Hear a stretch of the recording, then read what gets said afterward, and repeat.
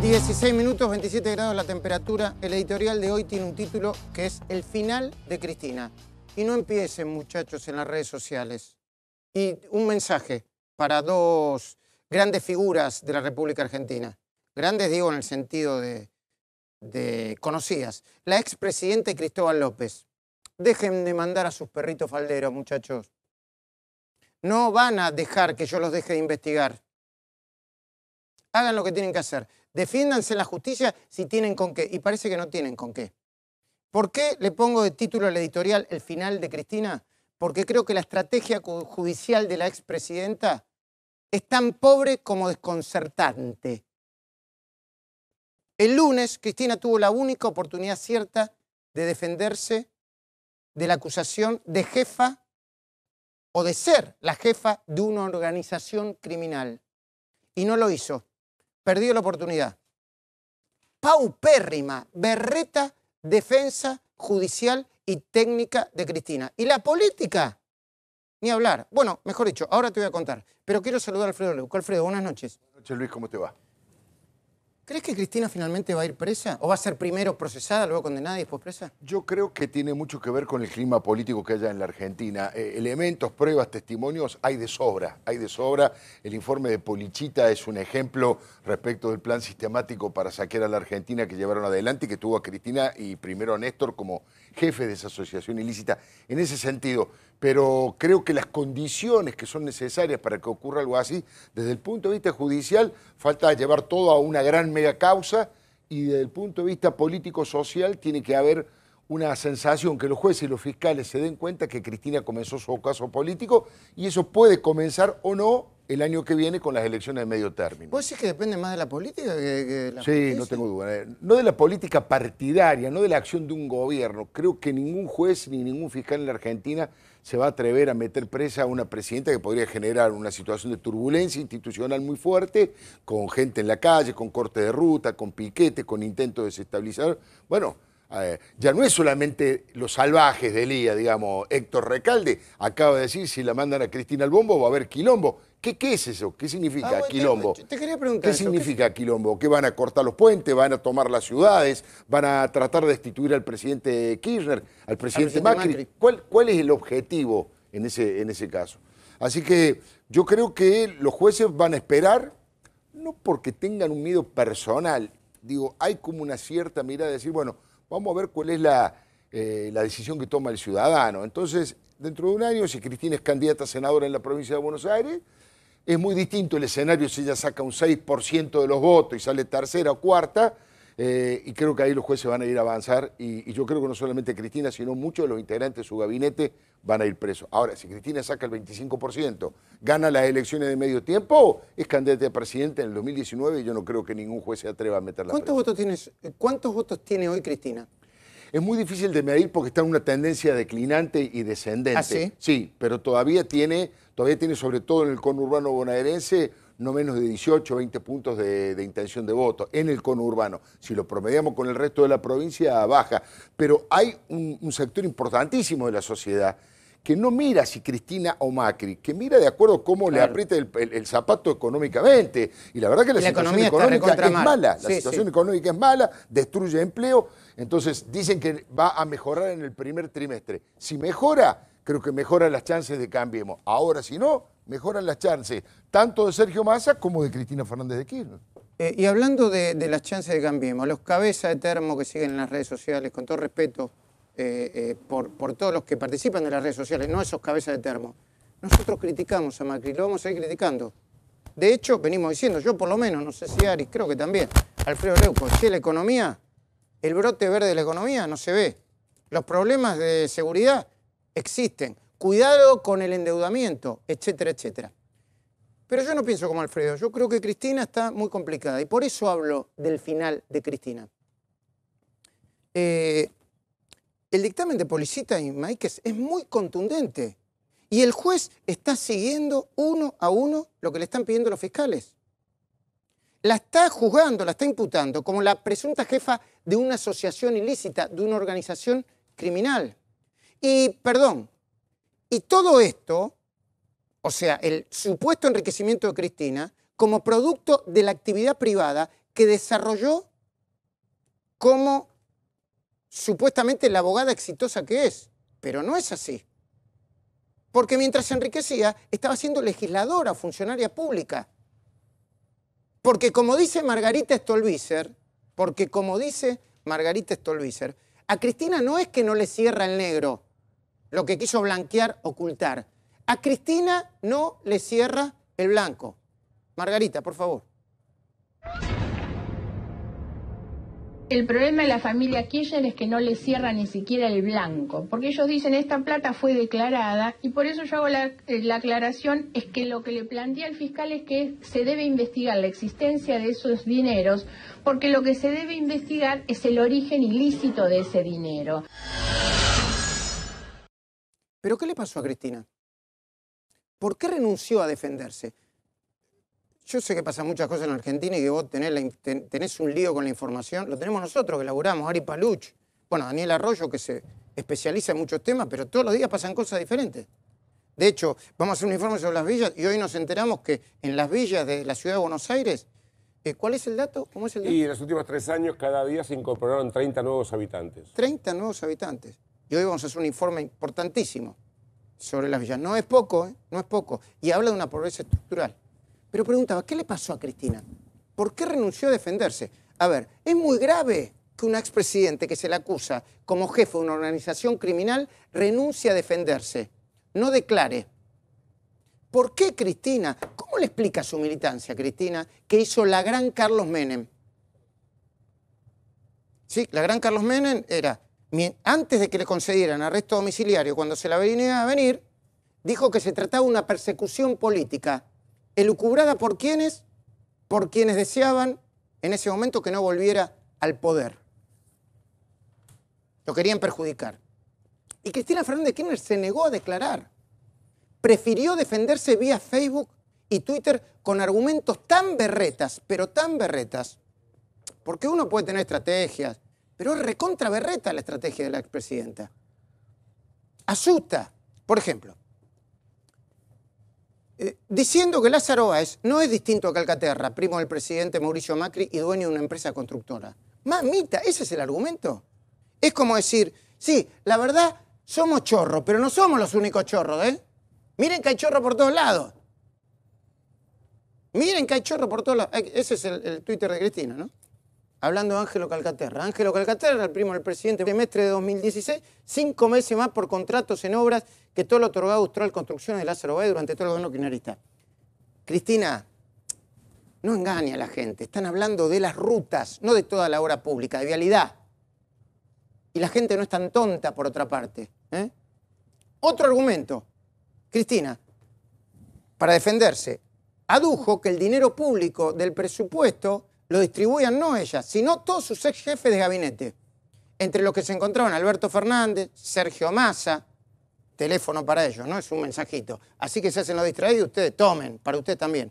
Y de paso metió a todos los demás.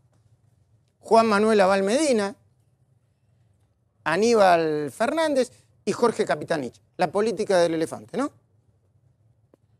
Una manada de elefante para que no se vea por ahí el más gordo. Otro gran argumento. Explicó que las causas judiciales tienen un solo propósito, que no participe en las elecciones.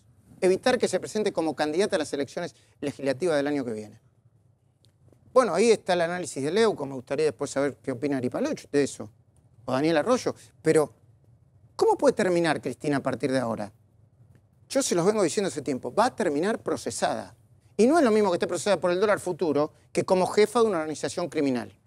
La van a considerar la líder de una asociación ilícita diseñada para robarle al Estado a través del pago que realizaron para supuestamente mejorar o realizar rutas argentinas que jamás terminaron. Un curro. La pregunta que yo quiero hacerme y que está vinculada con lo que dice Leuco es: ¿podrá ella entonces hacer campaña con semejante mochilas a cuestas? Yo leí el expediente y estoy en condiciones de decirles que si no la procesan antes de fin de año, la procesan cuando empieza el año, en febrero, marzo. ¿Se puede hacer campaña con semejante mochila?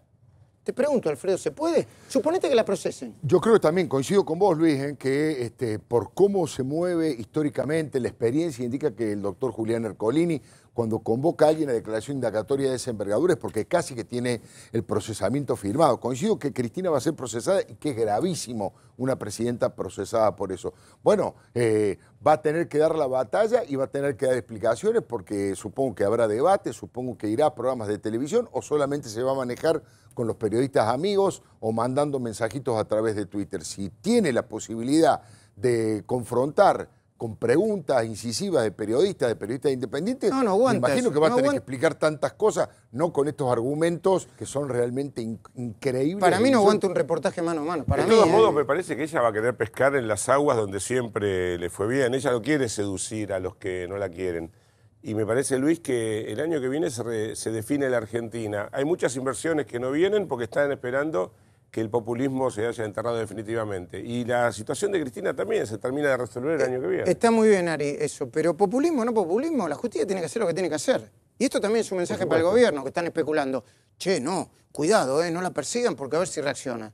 O sea, si un país, en el caso de que tengan las pruebas, no puede meter presa a un expresidente o expresidenta, no puede desarrollarse democráticamente. Pero si Luis, es que no le le dan los corresponde. tiempos, porque yo creo que yo coincido con vos que va a estar procesada a fin de año, suponete. Pero de ahí a condenada, las elecciones van a ser siempre antes. Sí, no es lo mismo estar procesada por este delito que por cualquier otro delito. ¿Ella podrá hacer campaña con semejante mochila a cuesta respondiendo preguntas? Yo creo que no. Porque aunque la ley no se lo impide, lo discutíamos el otro día con Novarecio en el pase de la radio, la ley no se lo impide, como no le impidió a Patti ser candidato y después ser diputado. Ahora yo, desde el punto de vista ético, para mí, por más ley que se lo permita, debería participar. Sí, Macri también estuvo procesado por el tema de las escuchas ilegales.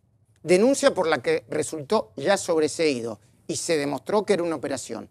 Pero la sola idea de que una expresidenta haga campaña acusada como jefa de una banda, a mí me parece que nos tendría que dar vergüenza. Y además va a terminar de ponerla en la historia, no junto a las grandes mártires, sino la va a poner al lado de fotos de expresidentes como Carlos Menem, Collor de Mello, Fernando Collor de Mello en Brasil o Alberto Fujimori en Perú. Pero la paupérrima estrategia judicial de Cristina, que para mí, insisto, es desconcertante, incluye a los demás involucrados, como De Vido, José López, etcétera, etcétera. Escuchen esto, el ex superministro Julio De Vido, por ejemplo, le echó toda la culpa a Vialidad. Si era, a ver, Vialidad depende, entre otras áreas, del Ministerio de Planificación. Tenía que ver con él, derecho, pero le echó la culpa a Vialidad. Ah, no, Vialidad que se la arregle solo, tenía un presupuesto aparte.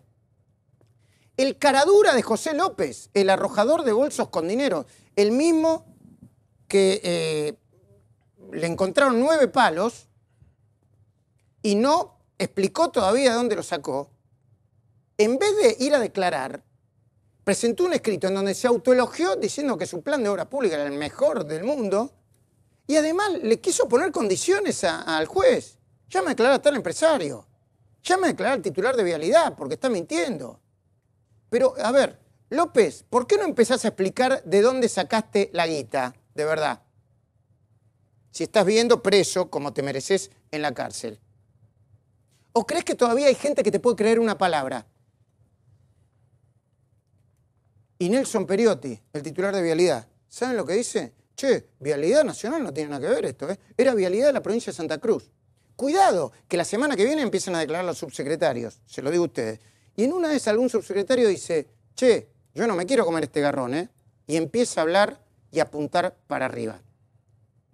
A Báez le dieron, sin control, sin auditoría, 2.200 millones de dólares. 2.200 millones de dólares. El fiscal Policita y el juez Ercolini ya no tienen ninguna duda.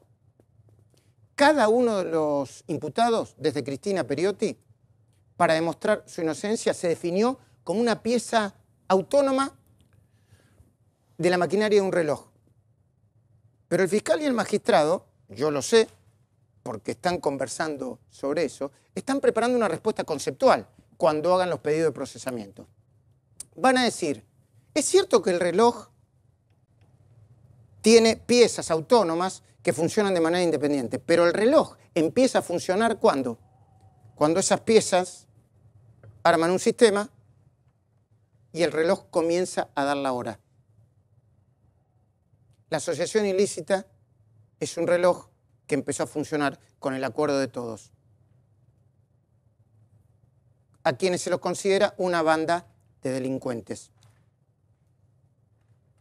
Una banda de delincuentes. Todo lo demás es ruido. Cotillón y bochinche. ¿Qué es bochinche? La expresidenta bajándose del auto para defender supuestamente a la militancia que le estaban pegando. Para mí un acto de cobardía, ¿eh? Le fue a pegar 3 gritos a un agente de seguridad con la investidura de expresidenta. ¿Viste el video? Raro, ¿eh? Lo mostraron como... A ver qué me pueden mostrar. Ah, se ve arriba. Está la expresidenta. Se baja Juliana Di Tulio diciendo, no, esto fue una represión. Sí. Delía, cotillón.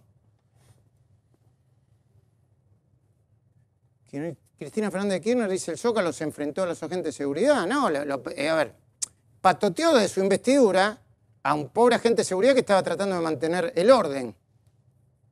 Eso no es un acto de valentía, ¿eh? No confundamos, ¿eh? Eso es cotillón. Todo lo demás, el cotillón está por fuera de los actos que se le imputan, de los delitos que se le imputan. ¿Qué es cotillón? Una vergüenza. Yo lo escuché a Alfredo por radio, Ari también. ¿Lo vieron ustedes? Esta foto para mí me da vergüenza. ¿Viste cuando decís, ay, me da vergüenza ajena? Me da vergüenza propia y ajena. Mírenla. Bueno, cuando esté, se las cuento igual. Y ustedes después me la muestran para que vean que no estoy mintiendo. Amado Vudú, ahí está, a ver, me corre un poquito. Amado Vudú, multiprocesado, Luis Delía, político energúmeno, filonazi, poniendo las patas en la fuente de Plaza de Mayo, emulando el 17 de octubre de 1945. A mí me dio vergüenza, Alfredo. Absolutamente patético. Además representan dos cosas absolutamente distintas, ¿no?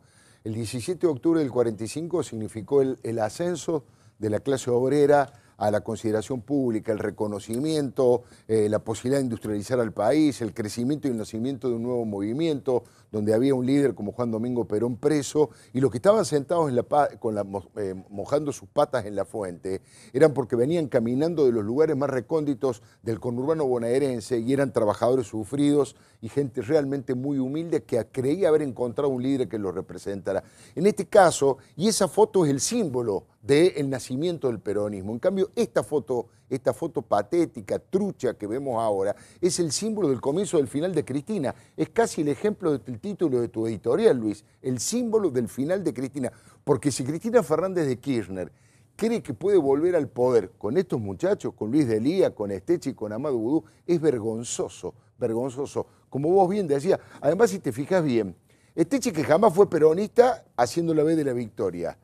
Un hombre que viene del neoliberalismo, de Alzogaray más fuerte, de dar clase en el SEMA, poniendo el puño, cerrando su puño como si fuera un hombre del marxismo revolucionario. Se quisieron afanar la casa de la moneda, o sea, además, quisieron afanar la máquina de hacer billetes, muchachos. Y además se montaron en una movilización, que estás de acuerdo o no estás de acuerdo, donde la gente, movilizarse siempre es un hecho político fuerte. Pablo Micheli, una gran coherencia. No tanto Hugo Yasky, ¿no? Porque Hugo Yasky empezó a ver todos los problemas sociales de Argentina hace 5 minutos. Ahora, pero Pablo Micheli ustedes que son periodistas que vienen de la gráfica, yo el título se lo voy a robar a nuestro colega Miguel Rodríguez Arias. Este es el título. Las patas de la mentira. Claro, las patas de la mentira. Es muy bueno, es muy bueno. Y además, insisto, uno simboliza el nacimiento de algo nuevo en la Argentina, que era el peronismo, y otro el ocaso del cristinismo. Ya estoy terminando con mi editorial, pero Daniel Arroyo, buenas noches, querías decirnos algo. No, dicen que la historia se repite 2 veces, primero como tragedia y después como comedia. Esto claramente es la comedia de lo que fue realmente un hecho histórico el 17 de octubre de 1945. ¿Y qué dirá la militancia? ¿Qué dirá la militancia de esto? Por eso a mí cuando me preguntan, por la calle, todo el tiempo me preguntan, le debe pasar a ustedes, ¿Cómo debería terminar Cristina Fernández? Yo le respondo con la lectura del expediente. Condenada y eventualmente privada de su libertad. Depende de lo que consideren los jueces. Cuando me preguntan si la sentencia va a incluir o no la exigencia de que devuelvan la plata que se robaron, vuelvo a responder con el expediente de la causa Tesoro en la mano, porque la gente por ahí se olvida. Cristina, Máximo y Florencia tienen inhibidos todos sus bienes registrables, incluidos los casi 6 millones de dólares que encontraron en las cajas de seguridad de la hija de la expresidenta. Están complicados, muy complicados. De hecho, el fiscal Policita dice, si se comprueban esa especie de mezcladora que nosotros pusimos acá el domingo y que hoy toma Nico Buñaski en Clarín, retoma la información para decir que la pasaban de un lugar al otro, le va a quitar la posibilidad de que sea el apoderado de los bienes de la familia a Máximo Kirchner. Pero no te confundas vos que estás del otro lado. La gravísima situación de Cristina no lo hace a Macri mejor, más bonito, más honesto o súper eficiente. Porque ahora empiezan en las redes sociales los cabezas de termo. ¿Por qué no hacía algo de Macri? No tiene nada que ver. Esto no lo hace a Macri más alto, ¿eh? Porque los brotes verdes de la economía, no sé qué pensarán ustedes, para mí todavía no están llegando. El consumo de octubre, los datos del consumo de octubre, acaba de registrar una nueva caída. Y este gobierno no le está yendo muy bien, porque los dirigentes de Cambiemos, que manejan parte del Poder Legislativo, no tuvieron esta semana ni los reflejos, ni la sensibilidad necesarios como para evitar darse un aumento por encima de las paritarias de la mayoría de los sindicatos de los trabajadores. Hoy lo vamos a hablar con Leuco eso. Porque la inseguridad continúa en el tope de las demandas y nada parece indicar que el gobierno haya encontrado el camino para empezar a controlarla. Para empezar siquiera a controlarla, ¿eh? Porque la enorme pobreza que el kirchnerismo negó, ahora la vamos a mostrar en el informe de las villas argentinas, impresionante ese informe, impresionante. No solo sigue existiendo esta pobreza, además aumentó ostensiblemente el primer año, casi el primer año de gobierno de Macri. Y nada parece indicar que esa pobreza cero vaya a lograrse de la noche a la mañana. Por eso yo creo que más allá de la situación judicial de Cristina, que es muy complicada, hay que pedirle y exigirle al gobierno que empiece a tener éxito, entre comillas, cuanto antes. Y quiero terminar este editorial con el mensaje final que es parecido al que di al principio. Un mensaje para los dos para ahorrar tiempo. Cristina y Cristóbal. Y su presunto socio, Fabián de Sousa. No importa lo que hagan, no importa cuánto me difamen, no importa cuándo hagan o cuánto hagan trabajar a sus perritos falderos para ensuciarme con mentiras. Yo voy a seguir investigando. Y si están tan preocupados y desesperados, mi reacción como periodista es creer que todavía tienen mucho más que ocultar. Así que los voy a seguir investigando. No funciona eso. Conmigo y con muchos otros colegas como yo, no funciona. Cada vez que se meten con nosotros personalmente o con nuestras familias, nos hacen más fuertes. Nos hacen, por lo menos a mí y a muchos de nuestros colegas, muchos más fuertes. Antes de poner en pantalla el informe sobre el título bajo sospecha, el título universitario bajo sospecha de Scioli, le voy a pedir a Hugo Machiavelli que se acerque, le voy a preguntar a Alfredo Leuco por un tema candente que tiene que ver con el dietazo. Sí. Un despropósito. Grave error, ¿eh? Un despropósito porque demuestra que hay una brecha muy grande, muy grande entre la sensibilidad de un legislador y el momento social que estamos viviendo y pasando. Creo que es un error tanto de diputados como de senadores. Ellos tienen que tener la conciencia plena de dónde están parados, qué está pasando en la sociedad, en lo más profundo de la Argentina que está sufriendo.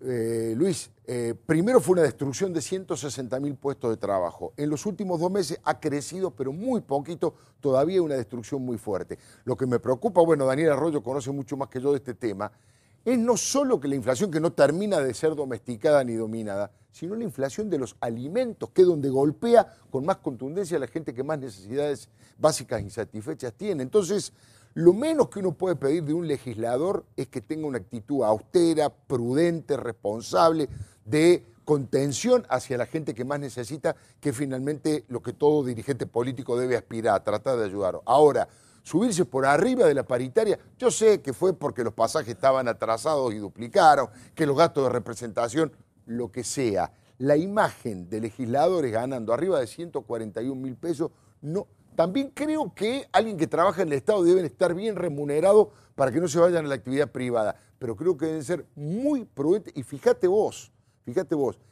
dentro de Cambiemos, el que tuvo la postura más atinada y de mayor sentido común fue el propio Macri, que en un discurso lo bajó. Le dijo, no se pasen de la raya, no se pasen de largo, y allí tuvieron que retroceder. Y por suerte volvieron para atrás. Hugo Machiavelli, buenas noches. Buenas noches, Luis. Bueno, atención.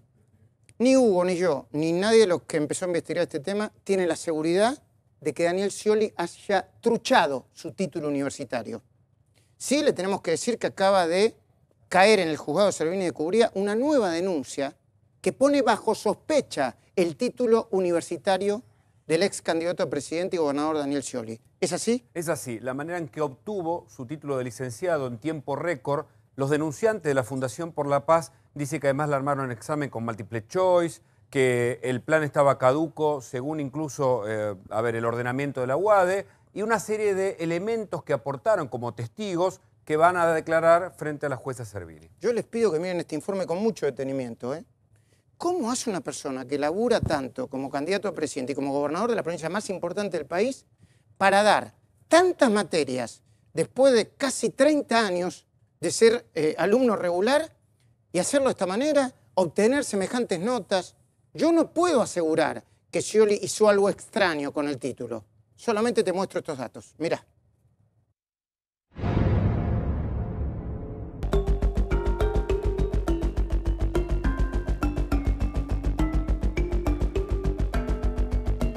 ...2015 fue el año en que Daniel Scioli terminó sus estudios universitarios. Lo hizo en medio de la campaña presidencial y mientras gobernaba la provincia más complicada del país. El alumno Scioli rindió 9 materias en tiempo récord, 9 meses, incluyendo el trabajo final, en donde presentó la tesis con la que logró el título de licenciado en comercialización. Hace pocas horas, el juzgado de María Servini de Cubría recibió una denuncia por fraude y encubrimiento. Denuncia que pone bajo sospecha la legalidad del título universitario del ex gobernador. Concretamente denunciamos una estafa y un fraude que tiene que ver con la otorgación del título de licenciado en comercialización de Daniel Scioli. Esta denuncia nos llega por los mismos alumnos de la universidad. Nos empiezan a decir que hay anormalidades con respecto a un alumno que luego de 25 años de haber abandonado la carrera, se lo vuelve a tomar y se lo vuelve a dejar para que curse la carrera. O sea, se le da una continuidad que los chicos no tienen. El alumno Daniel Osvaldo Scioli comenzó sus estudios en 1975. Fue estudiante regular de la UADE hasta 1978. Llegó a rendir materias del 4º año de la carrera de comercialización. Cuando volvió a la facultad, en el medio de las elecciones de 2015, le reconocieron materias con 40 años de antigüedad, una medida muy polémica que contradice el estatuto de la universidad. 25 años después, cosa que no pasa en ninguna universidad, se le da la continuidad educativa del plan viejo y se le hace un examen a medida, con bibliografía de aquella época. ¿Ese plan estaba vigente? No, ya totalmente, pero caduco, porque no tiene ningún sentido hablar del marketing 1975 al 2015. En su regreso al estudio, el entonces candidato a presidente dio su primer examen el 6 de marzo de 2015. La materia fue comercialización. Aprobó con un 9, pero llamó la atención el poco tiempo que permaneció en la facultad. Según los molinetes de la universidad, Scioli entró a las 10:54 de la mañana al edificio de Lima 3 y salió a las 11:13.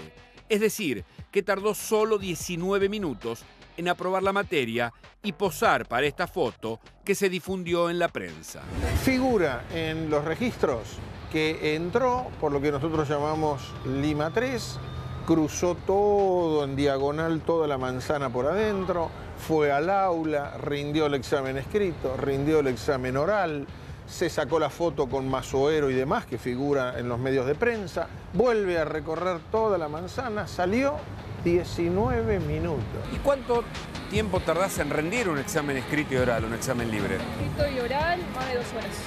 Entre el escrito y el oral, un mínimo de 2 horas. Oral y escrito 3 horas. ¿Pensás que alguien puede en 19 minutos entrar a la facultad, rendir un examen escrito, oral o un examen libre y salir? Todo en 20 minutos no, la verdad que no te da el tiempo. No. ¿Por qué te reís? Porque no, es imposible. Ya había empezado la campaña electoral.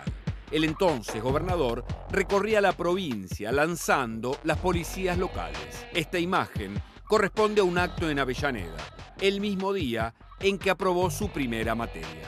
Daniel Scioli. Muchas gracias, muy buenas tardes. El 27 de marzo se presentó para rendir comercialización internacional. De la mesa examinadora participó Ricardo Smurra, expresidente de la Fundación UADE. El alumno Scioli obtuvo un 7. Solo permaneció en la facultad 34 minutos. El docente venía y se encontraba que en la misma mesa había 2 decanos. Lo normal ¿Eso es habitual? No. La reglamentación dice que tiene que haber 2 docentes de la carrera. Eran la seguridad de la nota que iban a poner, porque hacer una mesa colegiada y ser 3, 2, con 2 voten en lo mismo, ya queda definida la nota. 2 semanas más tarde, el viernes 10 de abril, volvió a rendir. Esta vez, la materia fue investigación de mercados. Los 3 examinadores lo calificaron con un 8. El día anterior a la evaluación, Scioli consiguió una de sus fotos de campaña más preciadas. Fue en San Pablo, Brasil, junto a Lula. Y daba testimonio de ese encuentro, bien entrada la noche, en el programa de Alejandro Fantino. ¿Por qué decidiste ir a ver a Lula? ¿Por qué, che? ¿Por qué fuiste? Porque Lula ha sido durante su presidencia un pilar fundamental. La pregunta es, ¿en qué momento Scioli preparaba las materias? Se le hacen una serie de exámenes a medida, se lo pone a Pérez como tutor, como Pérez? mentor. Alberto Pérez, Alberto Pérez, el ex jefe de gabinete. El doctor Colombo, abogado, también oficia como tutor. Se le pide expresamente, Orozco le pide a los profesores que hagan los exámenes de cada una de las materias que tenía que dar por múltiple choice con las respuestas dadas. Colombo era el encargado de prepararlo a Scioli para que rindiera los exámenes. ¿Cuánto tardaste en rendir una materia libre si es que trabajabas? No trabajaba, pero vos decís para prepararme. Sí. Para prepararme estuve un mes y si hubiese trabajado 2 meses por lo menos. Para el que trabaja siempre las cosas se hacen un poco más difíciles. ¿Tiempo? ¿Un examen libre, prepararlo? Y no, yo creo que 2 o 3 meses sí, seguro. El camino al título siguió a paso firme. 20 días después, el 30 de abril, aprobó en solo 40 minutos Dirección de Ventas. Esta vez, la mesa examinadora se constituyó al mediodía. La noche anterior al examen, el alumno Scioli se encontraba en Mar del Plata, en el Congreso Anual de la UOCRA. Tenemos garantía para llevar adelante ese gran proyecto y eso se canaliza a través del compañero Daniel Scioli, presidente. Pero el estudiante no se rindió, porque el lunes 22 de junio a las 10 de la mañana logró un 6 en la materia política de precios. La noche anterior, lejos de repasar la materia, visitó por primera vez en su campaña al programa 678. En agosto del 2015 sucedieron las terribles inundaciones de Luján. Durante el mismo mes también tuvo lugar el polémico viaje a Italia para trasladarse por los dolores en su brazo. A pesar de todo, Scioli se las arregló para preparar las materias. El 28 de agosto rindió comercialización industrial, agrícola y de servicios con un 9. La noche anterior a la evaluación expuso en el Seminario de Ciencia, Tecnología e Innovación en el Hotel Panamericano. Rindió 9 materias, un hombre de 50 años, después de 30 años de abandonar, más de 25 de abandonar la carrera, en 6 meses, siendo candidato a presidente, viajando a Italia, viajando a Brasil. ¿Y con qué tiempo se preparó? Las inundaciones. Acordemos, nos tenemos que remontar al 2015. En el verano del 2015, la provincia de Buenos Aires sufrió inundaciones. El lunes 5 de octubre, a pocos días de las elecciones de primera vuelta, presentó el trabajo final que le permitió obtener el título. La noche anterior se produjo el primer debate presidencial que lo tuvo como ausente. Tampoco vio a sus rivales por televisión, sino que estuvo en el Luna Park hablando con los periodistas mientras tocaban Los Cafres. Papá misión cumplida. Tesis 7 publicó hace un año Daniel Scioli. Le dio a esa calificación una mística especial. Dijo que su título universitario saldaba una vieja deuda con su padre. Hoy, esa deuda saldada está bajo sospecha y deberá pasar por el examen de la justicia. Para ustedes, Scioli, ¿es o no licenciado en comercialización? Yo creo que esta respuesta la tienen que dar los compañeros de él del año 2015, de la carrera, y que van a decir que no. Me parece que es correcto que la justicia investigue, porque esto es muy irregular. No queremos ser muy serios porque tenemos mucha información más. Hay una causa que entró ahora, una nueva causa que entró en el juzgado de la jueza Servini de Cubría, pero ya se había abierto una causa y fue cerrada, dicen intempestivamente, por un fiscal perteneciente a Justicia Legítima, Sony de apellido, que consideró que no había delito y que aparentemente lo único que hizo para investigar fue preguntar a la UADE si había cometido alguna irregularidad, y en la UADE le dijeron que no. Nosotros intentamos hablar con la gente de la UADE y nos remitieron el siguiente comunicado que está en pantalla. ¿Lo podés mostrar, por favor?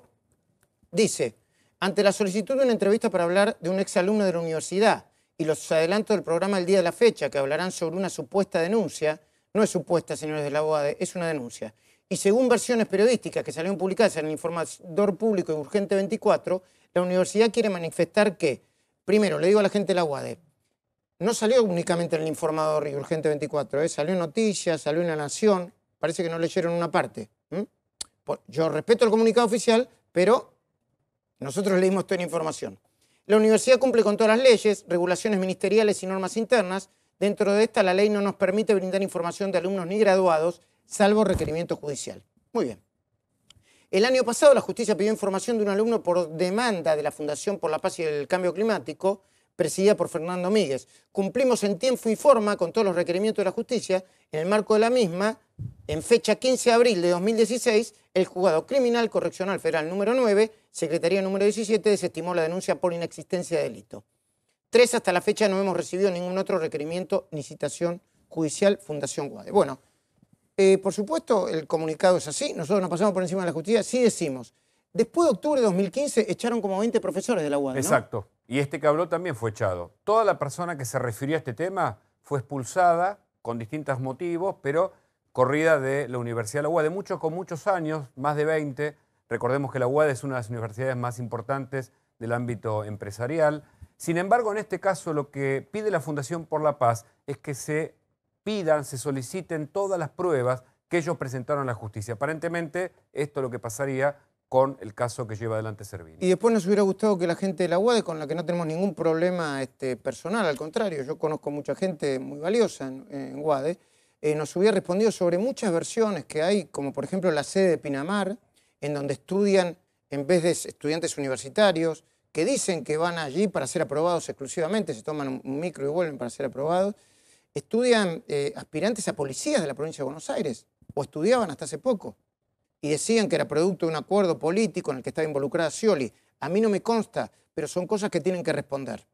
Y yo supongo que el ex candidato a presidente Daniel Scioli también tiene que responder. Pero si va Juan Pérez hoy a la UADE y cursó hasta el año 75, ¿le van a validar materias 41 años después o fue una situación excepcional esta? Yo no tengo el reglamento interno de la UADE ni de las universidades en general. Me parece un poco difícil. Daniel, no es que te quiera meter en todos lados, pero vos que conocés el mundo universitario. Y es muy llamativo. Es raro. Es llamativo primero porque cambian varias veces los planes de estudio y es muy raro que alguien en tan poco tiempo pueda hacerlo, ¿no? Seguramente, por lo menos es llamativo, sin duda. Bueno, como es muy llamativo, le pedimos a Scioli, a la gente de la UADE y a todos los que lo tienen que hacer, que lo aclare. Y ahora yo les voy a pedir, como hice con el informe de educación, que por favor se relajen, se sienten. Acércate, Javier Hermoso, por favor. Se sienten, tomen lo que tengan que tomar, un café, lo que sea, y se detengan a mirar este informe. Porque cuando vean detenidamente este informe, más allá de las imágenes impactantes, se van a dar cuenta cuál es la verdadera cara de la pobreza estructural en la Argentina. Porque vamos a ver un informe sobre villas argentinas, que se disparó con la información de la organización Techo Digno, que dice que en la Argentina viven 3 millones de personas, repito, 3 millones de personas en villas miserias, barrios de emergencia o carenciados. Javier Mozo y Hugo Machiavelli hicieron el informe. Javier, buenas noches. Hola Luis, ¿qué tal? Exactamente como vos bien decías, 1 de cada 10 personas vive en villas o asentamientos de la República Argentina. 2.432 villas hay en la Argentina en estos momentos, de acuerdo a los datos de Techo Argentina. Y la mayoría cuentan sin los medios necesarios que tiene una familia para poder vivir en condiciones normales, que es agua corriente, cloacas, luz eléctrica, la mayoría se están colgados. Presten atención a estos testimonios que parecen de nuevo un corto de una película, un documental. Es un documental. Y estas imágenes, que son impresionantes e impactantes. Villas argentinas, la verdadera cara de la pobreza.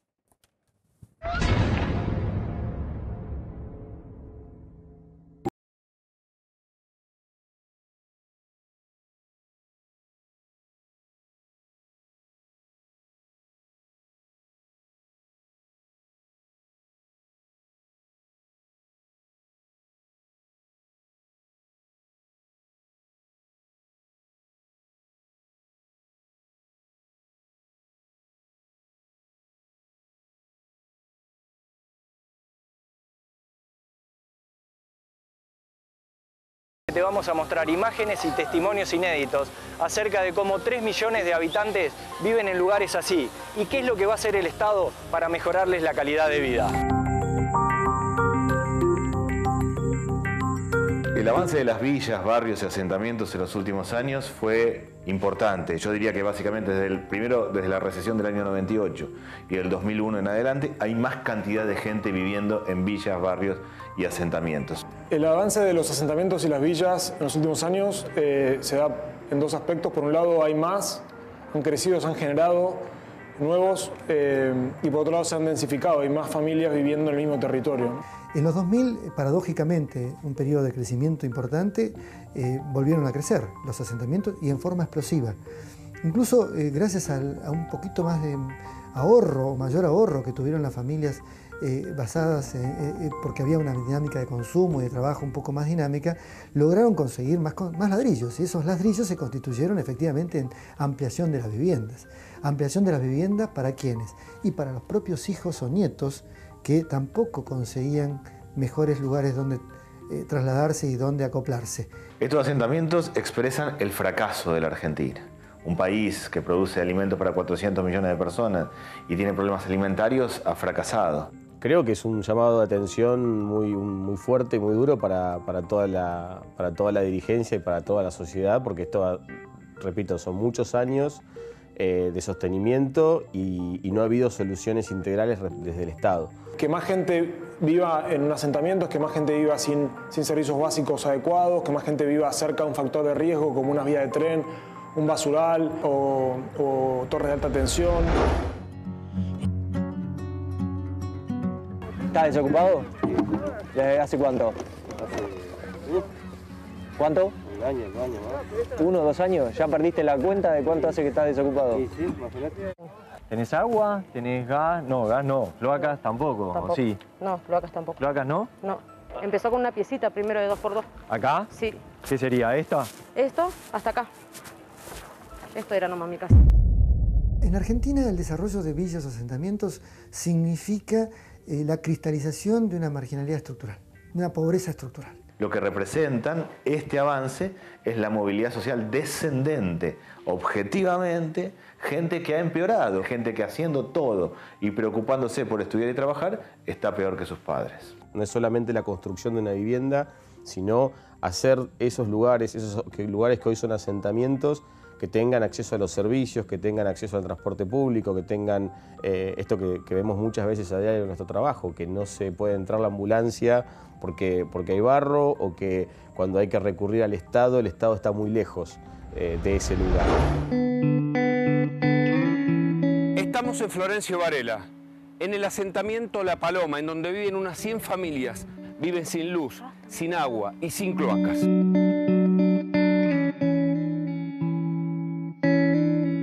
Todas mamás jóvenes. Sí.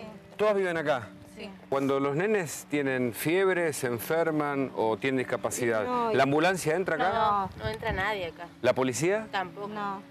¿Pero se vende droga aquí? Sí, pasa gente. Viene de acá de todos lados. Viene de todos lados a comprar acá. Este asentamiento en Florencio Varela empezó así, con casillas de cartón, de madera, una familia, 2, 10, hoy son casi 100 familias y muchas terminaron haciendo su casa de material. Hay narcotráfico en las villas. En general, de lo que nosotros vemos en todo el territorio del país, aparece después, ¿no? Aparece y utiliza este lugar del país donde el Estado no está presente y ahí se esconde. Yo no diría que no hay Estado en las villas, sino que el dealer, el que vende droga, actúa en tiempo real, es más rápido y más efectivo. Qué importante es que cambie la ecuación y que sea el Estado el que se haga cargo justamente de penetrar en estos espacios de marginalidad y comenzar a cambiar la vida de la población y de la gente. Cuando el narcotráfico avanza en estos lugares, lo que genera es que una pequeña minoría tenga un manejo fuerte, básicamente en función de la amenaza, del terror y del miedo, pero tiene que ver con eso, con la ausencia del Estado, es decir, el orden lo terminan poniendo ellos. ¿Qué pasó, doctor? Bueno, estamos acá porque esta chiquita está desnutrida, Melody. El chiquito hasta los 2 años desarrolla su cerebro. Después todo lo que es la parte intelectual se va a ver afectada. ¿Cómo se hace para vivir acá? ¿Cómo se hace? Y el día a día. Todos los días yo salgo a hacer changa, a veces salgo a limpiar casas, o me voy a planchar. Lo que me pagan vengo, traigo para hacerles de comer a los chicos. Hay muchas veces que no he tenido para hacerles de comer y los mando sin comer a la escuela. Una de las instituciones que tiene que entrar en las villas o asentamientos es la escuela, pero una escuela con educación de calidad y también con una educación especial, entendiendo que no son los mismos modelos de joven, adolescente o niño que tenemos en los sectores medios. Es una escuela que tiene que estar preparada para atender las demandas de una sociedad conflictiva, compleja en esos espacios. Bueno, uno de los problemas que uno ve es el problema de la cantidad de chicos que no terminan el secundario, los altos niveles de deserción escolar y también el embarazo adolescente, que en muchos casos corta el proceso de las chicas educativo y lo primero que hacen es dejar el colegio. Y eso se ve, por supuesto, después en la cadena de no conseguir tener acceso a un empleo de calidad. Solo los números del último informe dicen que solo el 0,7% de los habitantes de asentamientos terminan un estudio superior. Como en la Argentina la mitad de los que trabajan ganan menos de 8.000 pesos, los asentamientos responden un poco por debajo de ese promedio. Yo creo que está entre los 6.000 y los 8.000 pesos de cada persona. En este momento, recorriendo La Plata, se produce una usurpación de terrenos. La policía está yendo al lugar justamente porque esto es un delito que se va repitiendo día a día.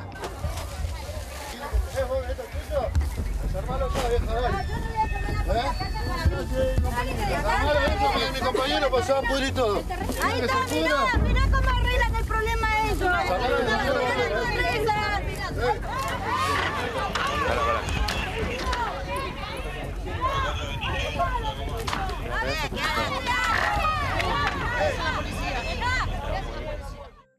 En general el proceso de toma, la toma espontánea es algo muy raro y en general las tomas tienen, atrás de cada toma hay una intencionalidad. Algunas veces puede haber sido de tipo político, generalmente en la mayoría de los casos hay una intencionalidad de tipo de negocio inmobiliario absolutamente ilegal y muchas veces jugando con la desesperación de la gente. Históricamente un asentamiento de la conformación es la segunda generación del asentamiento anterior, que ya no hay lugar, no quieren convertir el asentamiento en villa, en esta tipología de una casa arriba de la otra y muy condensa, entonces van y ocupan pacíficamente una tierra cercana que no está ocupada por nadie. No son espontáneos, son totalmente planificados y son un negocio. Tienen detrás un negocio económico. Hay una demanda potencial y a esa demanda potencial le llega una oferta clientelar, que es decir, organizamos una toma sobre un terreno público, sobre un terreno privado, cobran una cuota, cobran un aporte económico que permite financiar la actividad. Obviamente es beneficio y lucro para quienes lo organizan. No sirve, se ha probado en otros momentos en la Argentina, la política de la erradicación, de sacar a alguien y enviarlo a otro lado. Eso ha demostrado la historia argentina y ha habido muchas experiencias que ha terminado siendo un fenómeno muy complicado. Sí, lo que hay que urbanizar, sí, lo que hay que hacer es censos, hay que trabajar y hay que transformar en viviendas en lugares urbanos. Lugares urbanos quiere decir que hay vivienda, que hay calle, que hay espacio público, que hay centro de salud y que hay escuela.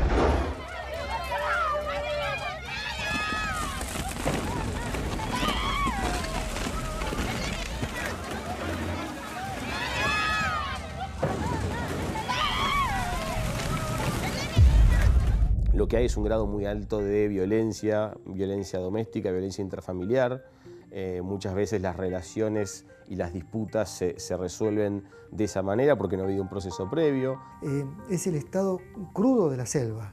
Es la selva contra las víctimas que son los propios habitantes de esos espacios. Yo lo que creo que el problema serio que tenemos hoy en las villas es el tema de la implosión social. Mucha gente que revienta para adentro, mucha gente que no le alcanza la plata y se pelea con la mujer, con el hijo, que la facilidad de acceso a armas escala rápidamente. En el partido de fútbol, en el barrio, en la esquina, lo que debería terminar a los gritos termina a los tiros. ¿Qué pasó? ¿Qué pasó? Esta gente vino y se metió... ¿Qué gente? ¿Qué gente? La señora y sus hijos. Señora, usted si no tiene papeles que conste que el terreno es suyo.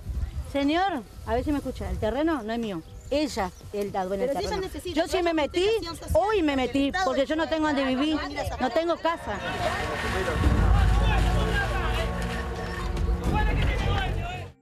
¿Por qué tiene que ser relevante el tema de asentamientos ponerlo en la agenda?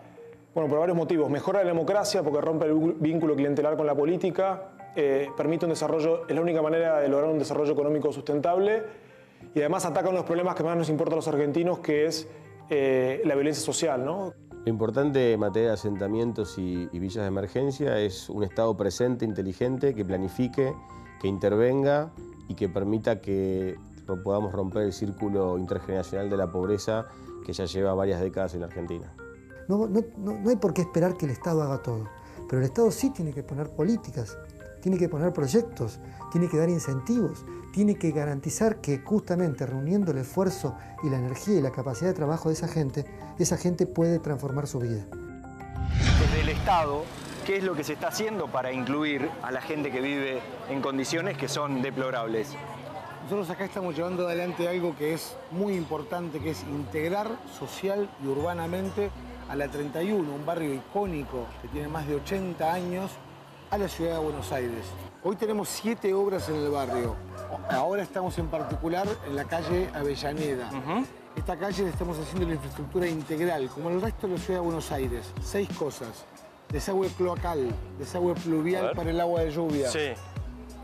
Agua potable, pavimentación, iluminación pública y los tendidos de servicios que son fibra óptica y electricidad.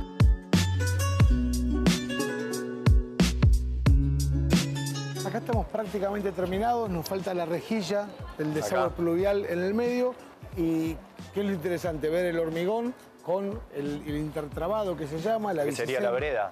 La vereda con la bicisenda marcada, pues estamos metiendo un circuito de bicisendas en todo el barrio. ¿Y cuántas calles se sabe un número? Son aproximadamente 19 kilómetros, un poquito más de 19 kilómetros de infraestructura. ¿Cuánto hace que vivís vos acá? 16 años. 16 años. Sí. ¿Y las mejoras que vas a tener en tu casa son muchas? ¿Qué es lo que te dijeron que iban a hacer? ¿Recordás? Sí, porque tengo humedad en la ducha, en el baño, un montón de problemas. Ajá. ¿Pensás que el barrio va a estar urbanizado y pensás que va a estar integrado al resto de la ciudad como planean las autoridades? Tengo fe. ¿Sí? Tengo fe.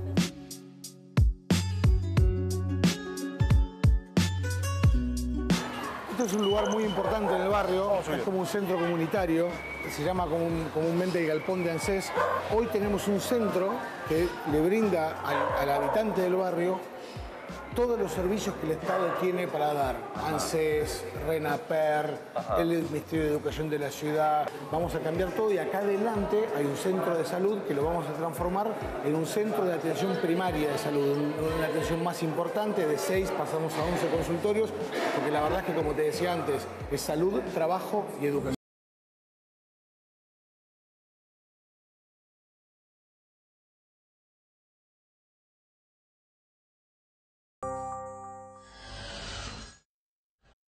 Lo impresionante las imágenes y los testimonios. Hugo nos contaba, ¿cómo es la historia del guiso del día, Hugo? La historia del guiso del día es la historia de una mamá que tiene 22 años, que parece mucho más edad, que tiene 3 hijos, que empezó siendo mamá a los 16 y que fue abandonada por su esposo, adicto al Paco, allí en esa villa al fondo de todo de Florencio Varela. Un nuevo asentamiento controlado por dealers, porque aprovechan la ausencia del Estado para controlar el territorio y transformarse ellos en el Estado. ¿Por qué se llama guiso del día?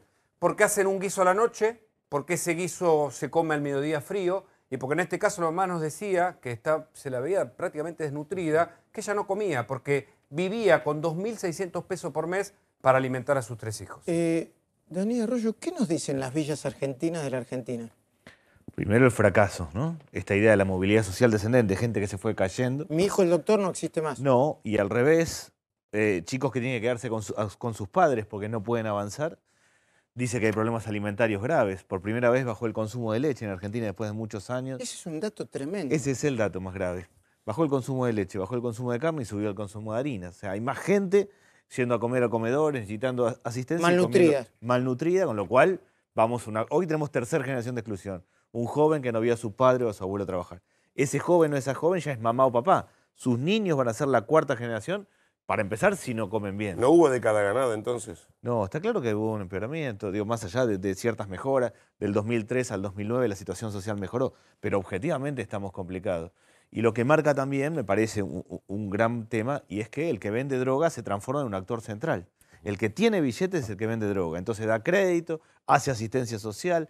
El que vende droga se ha transformado en un actor importante que si no lo cortamos se va a complicar mucho. ¿Cuál es tu mirada, Alfredo, sobre esto? Muy parecida a la de Daniel. Hoy al mediodía dio una conferencia de prensa del padre Pepe, José María Di Paola, con todos los sacerdotes que le ponen el cuerpo a esta realidad y le están exigiendo al gobierno nacional que declare la emergencia nacional en el tema de la drogadicción porque se sienten absolutamente desbordados por esta situación. No solamente el dealer es un referente, sino que los chicos comienzan a consumir cada vez más temprano y el entramado que existe allí no permite que entre el Estado, o a lo sumo lo que entra del Estado es transformado por el narcotráfico. Claro. Estamos ante una situación yo diría, de luz roja, de alarma respecto de lo que puede llegar a ocurrir. Bueno, y pregunto, ya que para meternos bien de cabeza en la política, ¿este es un gobierno para ricos o es un gobierno que mira esto también?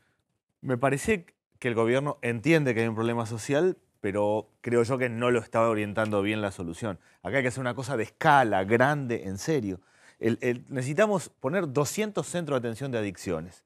Hoy el ciclo es, un chico está hacinado, no tiene dónde estar, se va a la esquina. En la esquina consume Paco u otra sustancia, porque si no consume no se integra al barrio. Cuando consume, además de todo, tiene un problema de debe plata. Y cuando debe plata hay un vivo que se le acerca para plantearle cualquier idea. Ese pibe, 6 meses después, está complicado y endeudado.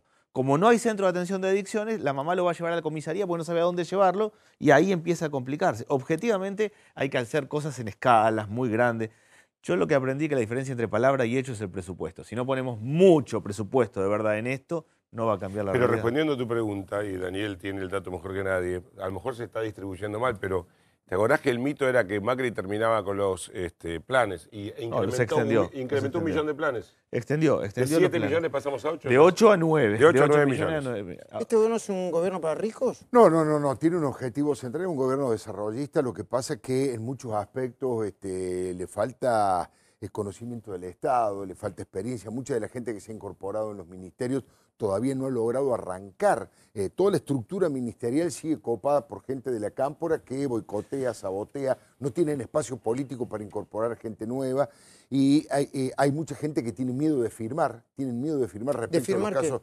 De firmar las obras públicas. Está pasando con la obra pública. Construcción de los centros de atención. Está frenada gran parte de la obra pública por miedo a dejar el gancho. No arrancó gran parte de la gestión por este temor que existen. De hecho, tengo como información, los próximos días va a haber alguna renuncia importante respecto de gente que viene de la actividad privada y que no resiste. Hay que tener el cuero muy duro para estar en el Estado, para bancarse el dolor y el desgarro que significa ver de frente esta situación de pobreza y no leerla en los libros, y además la situación de angustia que no se resuelve de un día para el otro, que hay que planificarlo, que hay que tener, y mucha gente que no resiste eso. Yo creo que algún nivel de renuncia en algún puesto importante va a haber por esta situación. Bueno, por esta situación. Y la contracara de esto, para mí, una de las actividades económicas, aunque sean legales, aunque hay ilegal también, pero aunque sea legal, que más concentración de la riqueza produce, el juego.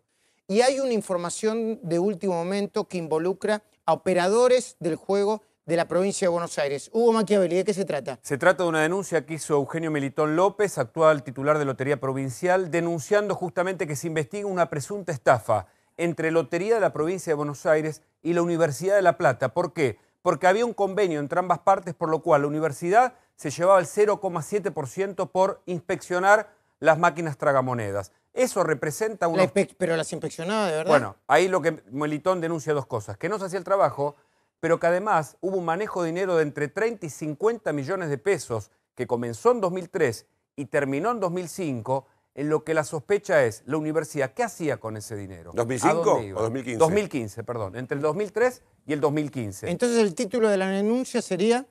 Se investiga la presunta estafa o se investiga la estafa entre Lotería de la Provincia de Buenos Aires y la Universidad de La Plata. Y ahora le vamos a presentar algo que en su momento anunciamos y no pudimos poner en el aire por falta de tiempo.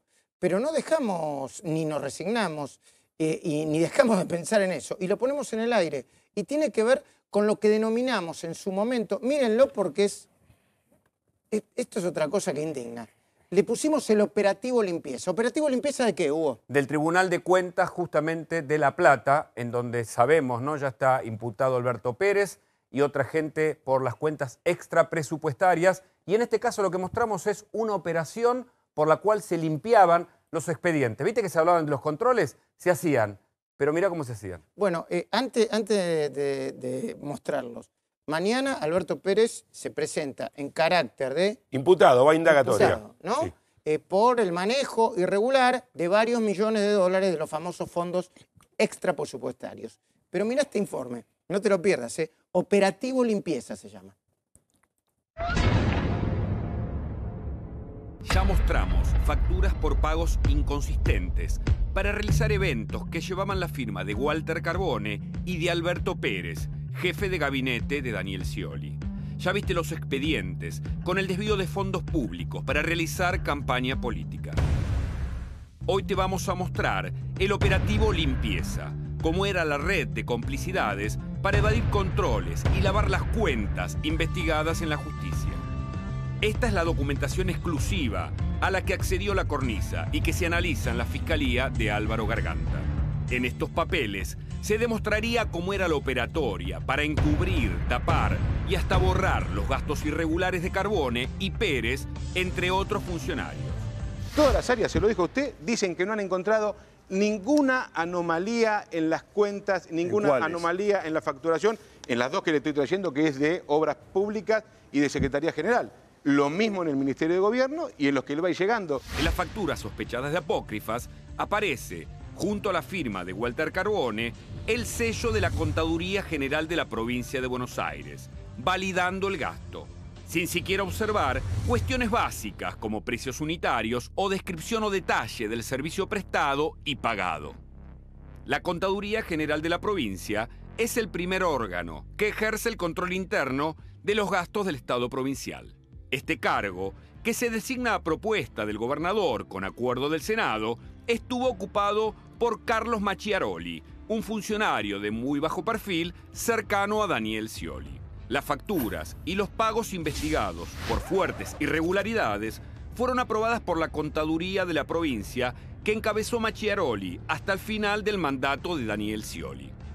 Sin la aprobación de la Contaduría, ninguno de los gastos que hoy están siendo investigados podrían haberse realizado.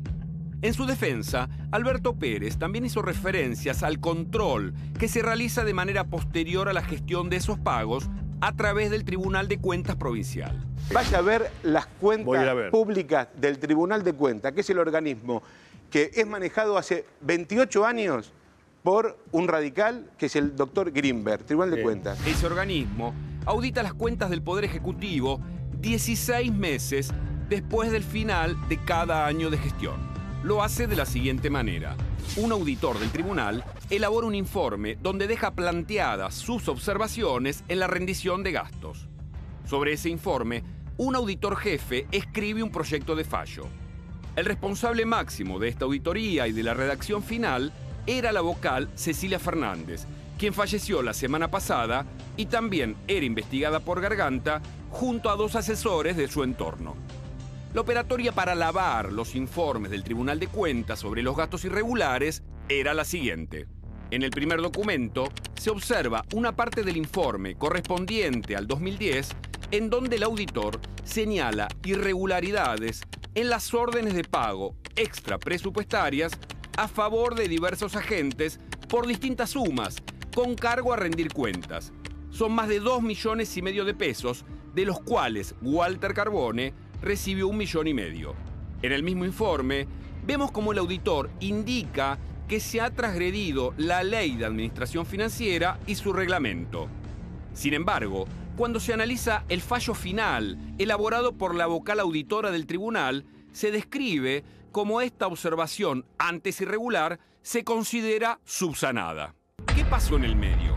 Un auditor jefe declaró en sede judicial que ese año, cuando estaba por hacer el proyecto del fallo, recibió una comunicación de Gonzalo Permuy, un asesor jurídico de la vocalía, que le hizo saber que iba a ser ayudado por él en la confección del fallo final. Es decir, que se anuló la figura del auditor jefe por un asesor.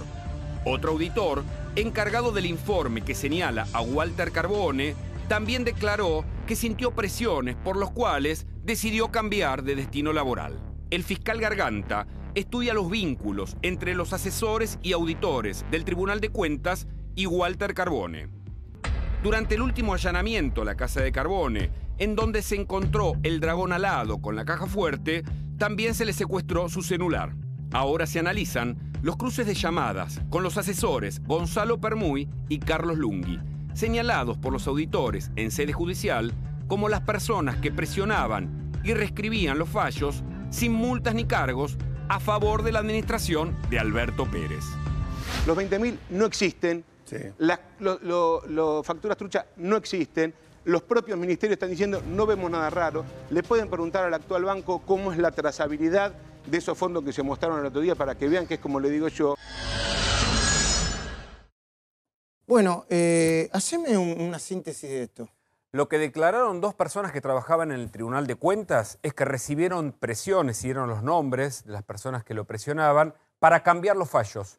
Es decir, que los que debían revisar las cuentas encontraban irregularidades, pero les pedían que las cambiaran para que todo quedara bajo control, como declaraba Alberto Pérez. Gracias. Agradecemos a la gente de Clarín.com y otros portales que ya están levantando la noticia de el título universitario de Daniel Scioli, otra vez bajo sospecha, dice la cornisa, una nueva denuncia por supuesto fraude e encubrimiento, recayó en el juzgado de María Servini de Cubría, piden investigar a las autoridades de la UADE. Alfredo, aprovechemos los últimos minutos. ¿Cuánto le pones a este gobierno de 1 a 10 a menos de un año? 5. ¿5? Sí. Este gobierno tiene luces y sombras por igual. Tiene grandes objetivos, buenos propósitos, reducir la brecha, combatir al narcotráfico, pero los resultados todavía son muy lentos. Increíblemente, en algunos aspectos políticos sí tiene mucho para rescatar, en el sentido de que era la gran sospecha que había. Sin embargo, han sacado 60, 70 leyes. El presidente Macri conduce, que era la gran preocupación. No es de la Rúa, eso está claro. No es de la Rúa, ha espantado el fenómeno de la Rúa, pero sin duda todavía en la gestión le falta muchísimo, sobre todo en los aspectos económicos y en transmitir una sensación de que vamos hacia una mejor situación, sobre todo aquellos que más necesitan. Todo el mundo en las encuestas, cuando uno habla con la gente, le ha dado mucho crédito al gobierno de Cambiemos. Quieren que le vaya bien y se sospecha que en el primer trimestre del año que viene las cosas van a mejorar. Incluso los economistas más opositores hablan de no menos del 3-4% de crecimiento. Ojalá se dé, pero hasta ahora hay mucha gente preocupada, han cerrado empresas y pymes en cantidad, hay destrucción de trabajo, hay una deuda muy grande de gestión todavía, ¿no? Es paradójico porque se suponía, en función de lo que dice Alfredo, que el gobierno no iba a tener grandes dificultades económicas, que se iba a reactivar por cambio de ciclo, por llegada de inversiones, por designación de gente creíble y que políticamente iban a tener inconvenientes. Sacaron 70 leyes y la pregunta es, A nivel económico, independientemente que cueste la reactivación también por errores propios, ¿no está muy diluida la conducción económica? En ese afán de Macri para que el ego de Prat Gay no sea más grande, ¿no pusieron muchos caciques ahí y no termina de haber uno que prevalezca? ¿No hay un ministro de Economía súper? Yo lo he hablado con el propio presidente en alguna conversación off the record que uno tiene y Macri está convencido, no quiere tener un superministro, ya tomó la decisión, no quiere tener un Caballo, no quiere tener un Labaña, quiere que el ministro de Economía esté dividido. Eso tiene ventajas porque evita seguramente cometer mayor cantidad de errores, pero tiene una profunda desventaja que es la lentitud. Mucha lentitud. Cada cosa se pone en marcha. El gobierno está teniendo una gestión muy demorada en todos los aspectos y en el plano económico todo el mundo tiene que consensuar las distintas partes, tienen que laudar después los que están por arriba, los ministros. Humildemente, hay varios economistas que yo respeto muchísimo, como Javier González Fraga, por ejemplo, que él dice que seguramente un ministro de Economía, como podría ser el propio Alfonso Prat Gay o algún otro que eligiera el propio Macri, debería tener esa autoridad económica y hacer más rápida toda la actividad. Coincido. Responsabilidad de Macri en los Panama Papers. En los Panama Papers. Hasta ahora no hay nada demasiado demostrado, pero creo que hay que investigar a fondo. El gobierno debe abrir absolutamente todo. La Cancillería tiene que entregar y hacer gestión y mostrar los papeles donde la Cancillería está gestionando toda la información necesaria para que nadie crea que la Cancillería está protegiendo como estaban protegiendo Héctor Timerman al resto de los funcionarios en el gobierno pasado. O sea, todo lo que tienen que mostrar transparencia es beneficioso para todo el mundo porque tenemos que comprobar que sea cierto. Hasta ahora no han aparecido cosas demasiado significativas, pero no significa que aparezcan en el mediano plazo, ¿no? Provincia de Buenos Aires, la madre de todas las batallas. Si las elecciones fuesen hoy, ¿cómo estaría la cosa? Y hay que ver quién va a ser el candidato de Cambiemos, todavía no se sabe. Al parecer no van a tener un candidato taquillero, pero sí van a ir de la mano de María Eugenia Vidal, que es asombroso el nivel de imagen positiva que tiene, uno de los grandes fenómenos de la democracia de los últimos tiempos. María Eugenia Vidal, seguramente hay una lista de intendentes peronistas que dicen que pueden llevar de candidato a Randazzo, otros dicen que no, que tal vez es uno de ellos, uno de los intendentes el que sea candidato. Bueno, ¿irá Sergio Massa de candidato? ¿Se irá de novio Sergio con Margarita o se van a pelear antes? Bueno, empieza a haber algunos chisporroteos porque hay un sector del Frente Renovador que lo quiere llevar a Massa al peronismo de nuevo, a ir a una interna con Florencio Randazzo y a derrotar dentro del Partido Justicialista unas pasos. Vamos a ver, por ahora eso está en veremos. Nos quedamos sin tiempo si no le preguntamos a Daniel Arroyo. Si él sabe. Lo metemos en problemas. Gracias, Daniel. Política, Arroyo no se mete. No, sí, claro que sí. Están temas fáciles como la pobreza. Gracias, Ari. Gracias, felicitaciones por el triunfo de Boca. Muchas gracias, algo bueno. Quédense con Luis Novarecio con su gran programa, debo decir, y nos reencontramos el domingo, mañana a las 9 de la mañana en Radio La Red, haciendo el pase con Luis Novarecio. Y el domingo, como siempre, a partir de las 9 de la noche acá en vivo en América. Chau.